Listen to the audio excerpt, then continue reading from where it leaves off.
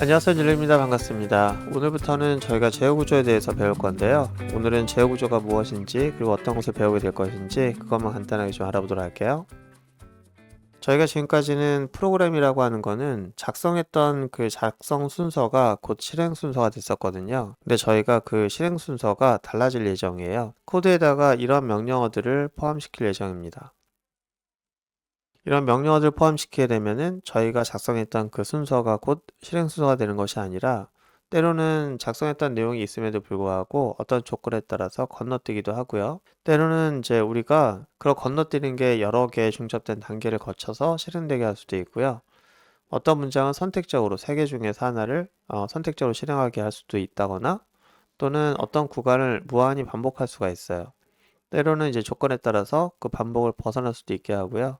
반복이 거슬러 올라가게 할 수도 있습니다. 이런 모양을 보면은 흐름이라는 것에도 이제 모양이 있구나라는 거 알게 되잖아요. 그 흐름에 대한 모양을 가지고 설명하는 게 제어 구조예요. 저희가 사용하는 제어 구조는 크게 이 5가지만 있다고 보시면 되겠고요. 이런 5가지의 구조를 저희가 배워가면서 이거를 중첩하는 방법, 또 이것을 엮어내가는 방법, 또 어느 경우에 어떤 제어 구조를 쓰는 게 맞는지 이제 그걸 알아보게 될 건데요. 어쨌든 이런 모양은 바로 여기 있는 이런 명령어들 때문에 만들어지는 건데 매핑을 시켜보면 이런 식입니다. 근데 생각보다 저희가 배울 내용이 많지 않아요. 일단은 가장 먼저 배우는 게 while인데 반복이라는 건 무조건 들어가거든요. 자, 요거 하나에다가 그 다음에 선택문 하나를 배우시면 돼요. 근데 선택문이라고 하면은 이제 스위치도 있고 else if도 있는데 이게 약간 장단점이 있거든요. 완전히 그 역할이 다르기 때문에 그 차이점만 이해하시고 쓰시면 문제없이 저희 코드를 만들 수 있을 것 같아요.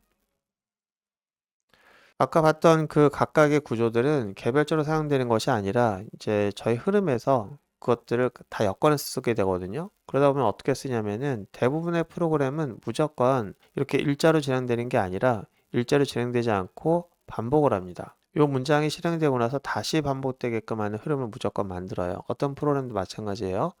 그래서 이렇게 그 흐름이 반복되는 과정에서 도움을 주는 제어문이 while입니다. 그리고 이렇게 하면 무한반복하게 될 텐데 무조건 무한반복하면 안 되잖아요. 벗어나야 되니까 벗어날 수 있도록 저희가 조건 처리하는 게 하나 있고요. 그 조건에 따라서 이제 벗어날 수 있게 하는 그 흐름을 만들 수가 있습니다. 자, 이 흐름을 만드는 게 첫 번째예요. 여러분들이 할 수 있는. 그리고 나서 그 안에서 저희가 선택을 할 수 있는 그런 문장을 포함할 수도 있어요. 그래서 이 세 가지 선택 문장이 있는데 이거를 경우에 따라서 여러분들이 이런 경우값에 따라서 선택하고 싶은 건 선택할 수 있게끔 흐름을 만들 수 있어야 되고요. 또 선택문 안에서 이런 반복이 또 중첩될 수가 있습니다. 물론 이 반복도 벗어날 수 있도록 해야 되기 때문에 조건에 따라서 벗어날 수 있겠죠. 그리고 이 안에서 어떤 특정 문장이 있는데 이 문장이 그냥 실행되는 게 아니라 어떤 조건에 따라서 실행할 수 있게 하겠다라고 할 때 쓰는 게 또 if가 있고요. 그리고 if가 이제 연속된 배타적인 문장을 실행할 때는 이렇게 만들 수도 있어요.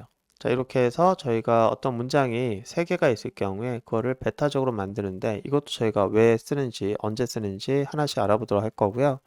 그리고 정상적인 이 루프를 벗어나는 이 반복을 벗어나는 이런 방식 말고 중간에 예외적으로 얘를 벗어나야 되는 경우도 있거든요. 그럴 경우에는 브레이크라고 하는 걸 써서 어떤 경우에는 바로 벗어날 수 있게끔 해야 될 것 같고 또 어떤 경우는 반복이 진행되지 않고 이후 문장이 이제 진행되지 않고 바로 다시 반복이 되게끔 하기 위해서 continue라는 녀석을 쓸 수도 있어요.